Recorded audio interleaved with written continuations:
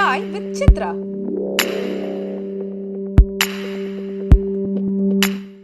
மற்ற டேரக்டரில் போல உங்கள் அப்பாவை கமெண்ட் பண்ணுறதுக்கு தான் ஆர்ட் டைரக்டராக நீங்கள். ஆமாம் சார், அதை பண்ணீங்களா? பண்ணேன் சார், கண்டிப்பாக. அப்போ எங்கள் அப்பா சொல்லுவார், அப்போ தான் அந்த அவுடோர் படங்கள்லாம் வந்த டைம், வீட்டுக்குள்ளே படம், அவுடோரில் படம் அப்படின்னு. நான் ஆர்ட் டைரக்டராக நான் சொல்கிறது நீங்கள் செய்யுங்க, இது செய்யுங்க, அதை செய்யுங்க சொல்லுவேன்.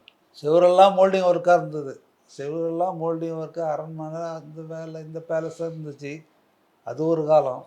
அதெல்லாம் போய் பிளாட் அடித்து பெயிண்ட் அடித்தாங்க, சின்ன சின்ன டிசைன் போட்டு, அது ஒரு காலம். இப்போ வந்து பங்களாக்குள்ளே போய் வீட்டுக்கு செவுத்து அடிக்கிற காலத்தை வந்து நீ வந்து ஆர்ட் ரைட்டர்னு சொல்கிறியடா, நீ வந்து என்ன மிரட்டுறிய, நியாயமானுவார்.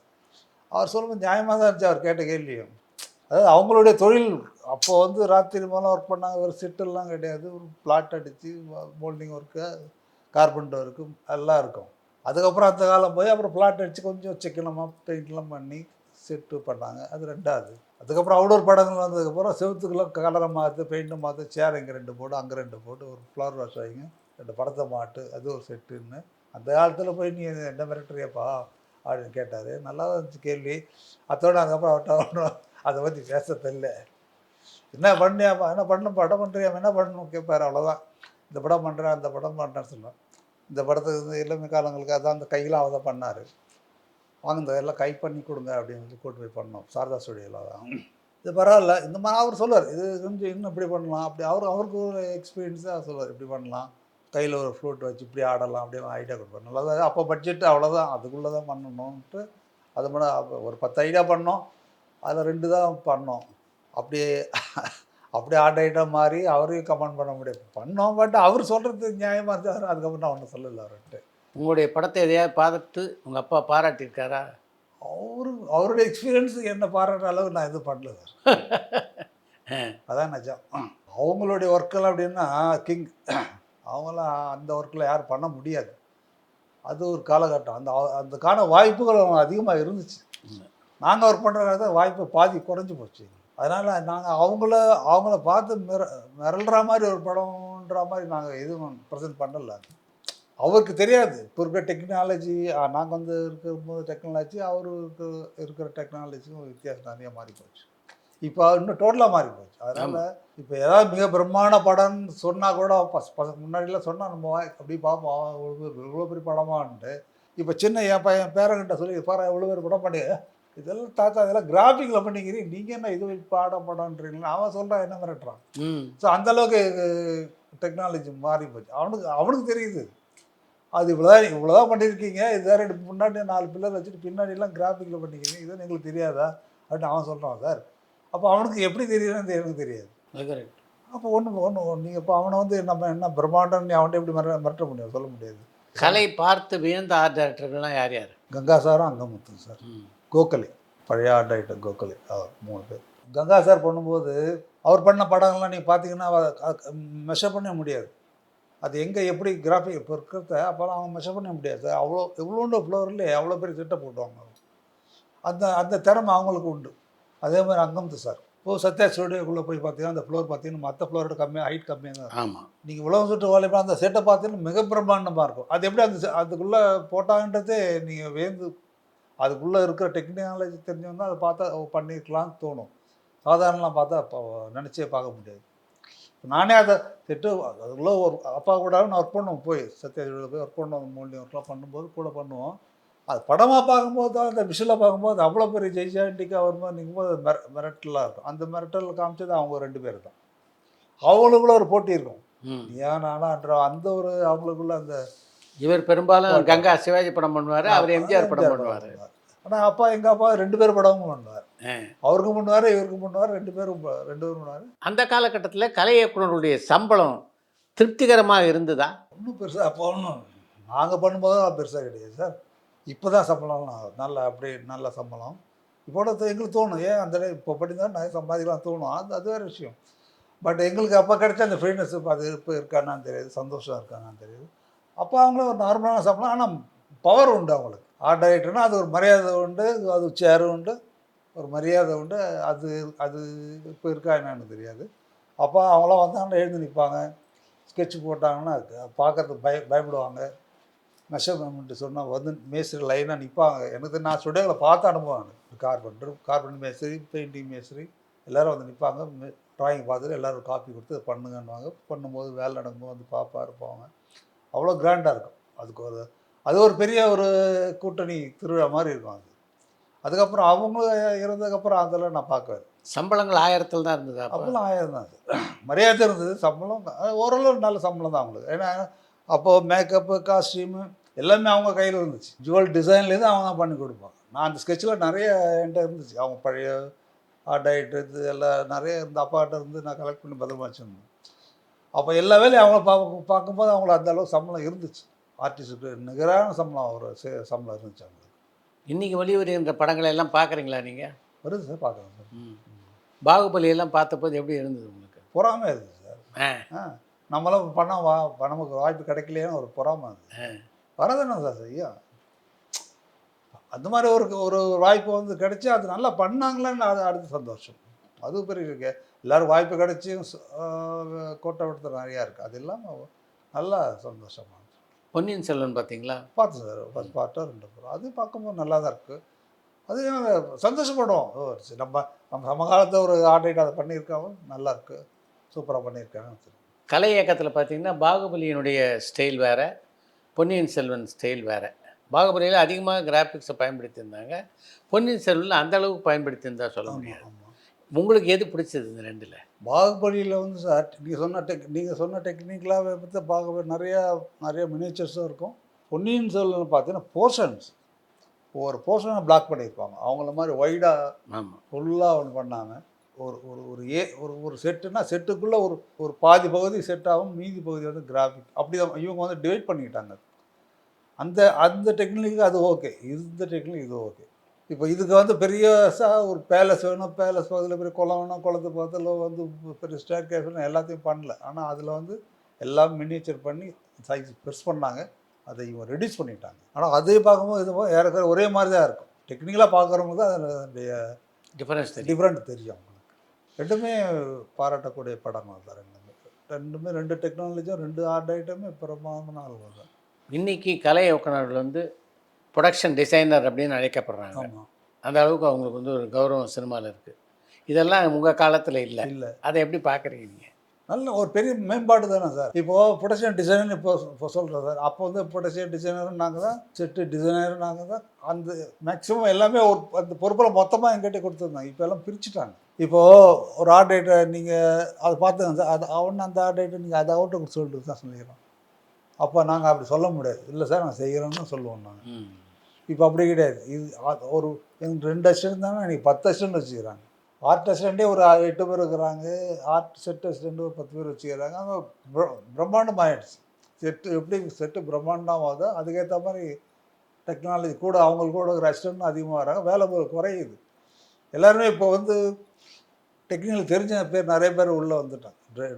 அதாவது டிராயிங்கு தெரிஞ்சவங்க பாதி பேர் இருக்காங்க, மீதி டெக்னாலஜி கிராஃபிக் தெரிஞ்சவங்க, மினியேச்சர்ஸ் இந்த மாதிரி நிறைய வேறு டிவிஷனாக வந்துச்சு. அப்போ அவங்களாம் ஒன்றா இருக்கும்போது ஈஸியாக பிரிச்சுறாங்க. அப்போ அப்படி எல்லாமே நாங்களே பண்ணோம். தாலி காத்த காலையம்னு ஒரு படம், பிஆர் சோமசுந்தரேஸ்வர். ஆமாம், டைரக்டர். பாபு சார் வந்து கேமராமேன். நிவாஸ் தான் பண்ணார் அது படம், பாதி படம், மீதி படம் பாபு கேமராமேன் பண்ணார். அதில் பானப்பிரியா ஒரு டான்ஸ் ஆடுவாங்க, அது சூளம் வச்சுட்டு ஒரு கோயில் பேக் ட்ராப்பில் ஆடி எல்லாம் பண்ணுவோம். அப்போது பாபு சார் சொன்னார், கோயில் பேக் ட்ராப் வந்து நீ மினியேச்சர் பண்ணி கொடு, ஃப்ரண்ட்டில் கிளாஸ் க்ளவுட் பண்ணி கொடு, மேட்ச் பண்ணிக்கலாம் அப்படின்னாரு. எனக்கு கொஞ்சம் பயம்தான். இன்னும் அவர் பெரிய டெக்னீஷியன், அவர் எவ்வளோ மினியேச்சர் பார்த்துருக்காரு, பெரிய பெரிய ஆர்ட் ரைட்டில் நம்ம என்னடா பண்ண போகிறோம்னு பான் ஸ்டுடியோ தான் செட் 12 அடிக்கு யாலியெல்லாம் பண்ணி அந்த கோயில் காப்பி பண்ணி நம்ம பண்ணிட்டோம். அப்புறம் பாபு சார் கூப்பிட்டு என்ன சைஸ் சார் பண்ணணும்னா ஒன்று, நீ என்ன சைஸில் பண்ணுற சொல்லு, நான் அதுக்காக இல்லை சார் உங்களுக்கு என்ன சைஸ்ன்னு சொல்லுங்கள், அதுக்காக நான் மினியேச்சர் பண்ணுறேன்னா அவர் ஸ்கேல்ஸ் இப்படி பண்ணுங்க அப்படின்னு ஐடியா சொன்னார். பண்ணோம் சார், பிரமாதமாக இருந்துச்சு. எனக்கு சந்தோஷம், அவருக்கு அதோட சந்தோஷம். ஐயோ என்ன இந்த போடுற நீ அப்படின்னாரு. அந்த கோயிலில் பார்த்தீங்கன்னா கோயில் மாதிரியே இருக்கும். இப்போ கோயிலில் செட்டே போடுறோம், கோயிலில் செட்டும் போடுறோம், அதை மினியேச்சரும் பண்ணுறோம். ஆனால் 2த்தையும் வித்தியாசம் இருக்குது. நிறையா எக்ஸ்பென்சிவ் செலவு பண்ணுற மாதிரி இருந்தால் செலவு பண்ணுறோம், இல்லைன்னா மினியேச்சர் பண்ணுறோம். மினியேச்சர்ஸில் வந்து பெரிய பெனிஃபிட்னா நம்ம வசதி எங்கன்னா இழுத்துக்கலாம். செட்டை போட்டிங்கன்னா அதை இழுக்க முடியாது. அது ஒரு பெரிய விஷயம்.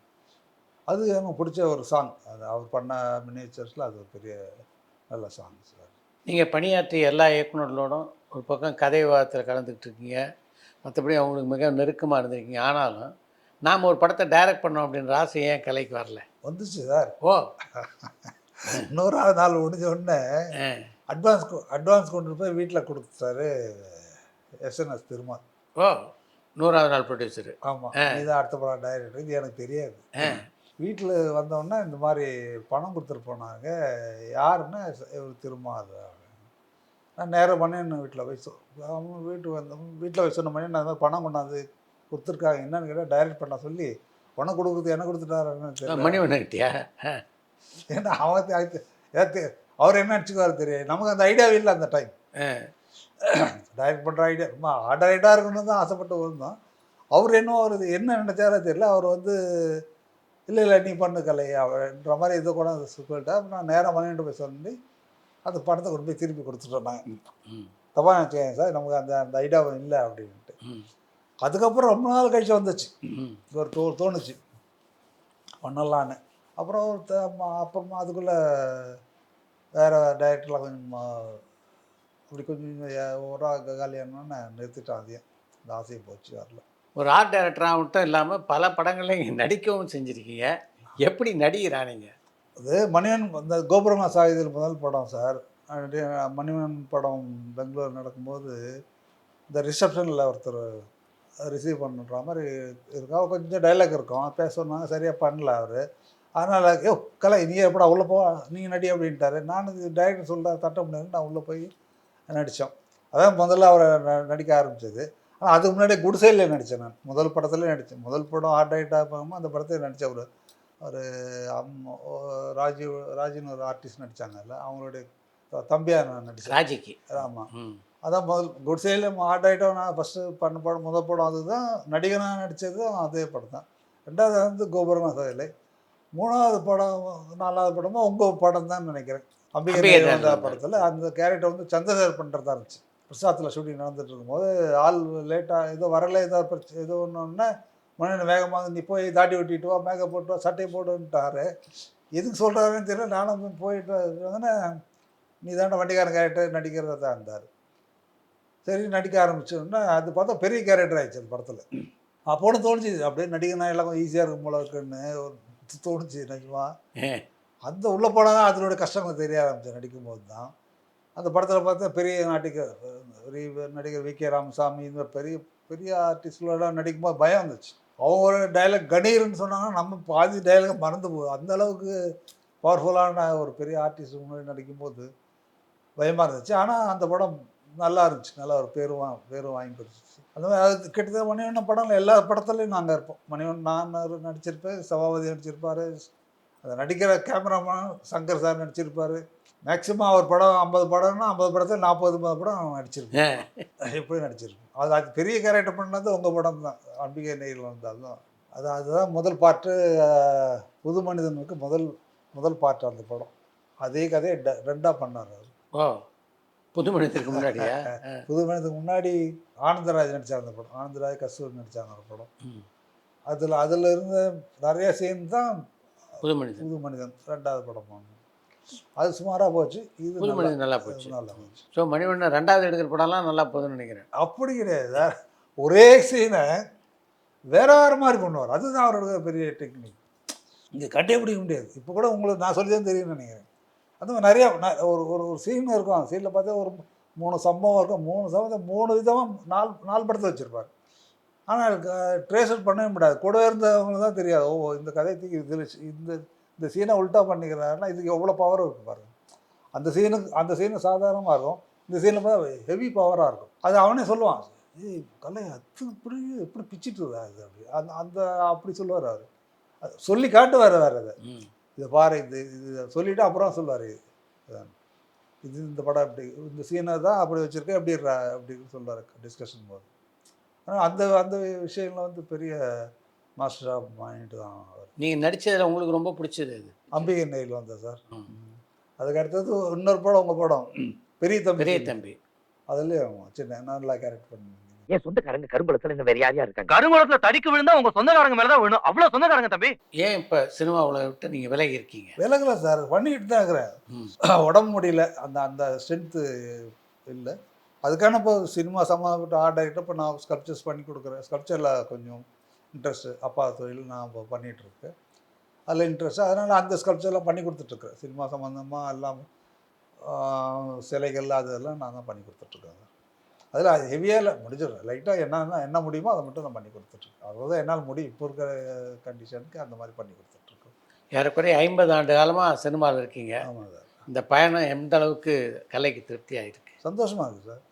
அதாவது சின்ன வயசுலேருந்து அப்பா சினிமாவில் இருந்தார். பிறந்ததுலேருந்து சினிமா சம்மந்தமாக தான் வந்திருக்கிறோம். இன்னி வரைக்கும் நானும் அப்படி தான் இருக்கிறேன்.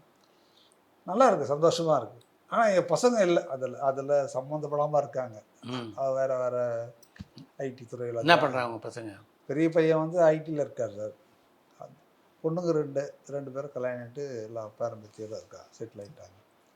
இப்போ நான் அப்பா தொழிலில் நான் பார்த்துட்ருக்கேன். எனக்கு அப்புறம் அது என்ன யார் பார்ப்பாங்கன்னு தெரியாது. அது இருக்குமா இல்லையா தெரியாது. சந்தோஷமாக இருக்குது சினிமா. இப்போ ஒன்று தோணுது செய்யணுன்ட்டு, ஆனால் உடம்பு ஒத்துழைக்கமாக இருக்குது. அதுதான் பிரச்சனை. பலதரப்பட்ட நட்சத்திரங்களோடவும் தொழில்நுட்ப கலைஞர்களோடவும் நீங்கள் பணியாற்றிருக்கீங்க. இதில் யாரோடலாம் இப்போ நீங்கள் தொடர்பில் இருக்கீங்க? Cameraman Shankar, Sathyaraj sir, still Ravi, தொடர்ந்து இப்போ இருக்கிற நாங்கள் ஒர்க் பண்ண டெக்னீஷியன் இருந்தால் அவங்களோட எல்லாமே தொடர்பு தான் இருக்கோம். வருவாங்க, வீட்டுக்குள்ளே வருவாங்க, நானும் போவேன், இருக்கேன். அவ்வளோதான்.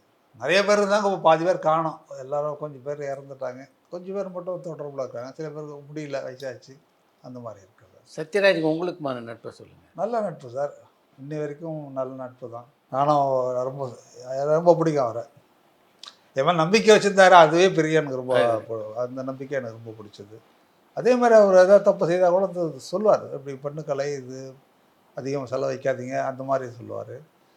இப்போ கூட நல்ல மீட்டிங்லாம் ஏதாவது நடந்தால் கூட சொல்லுவார், இது மாதிரி கலை இப்படி பண்ணார் அப்படி பண்ணாருன்னு.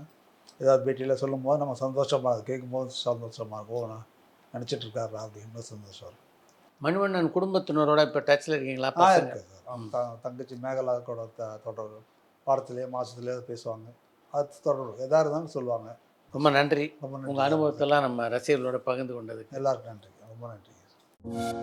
பரபரப்பான சினிமா செய்திகள், நட்சத்திரங்களின் பேட்டிகள், சினிமா வரலாறு ஆகியவற்றை பார்க்கவும் படிக்கவும் உங்களுக்கான இணையதளம் tourantalkies.co.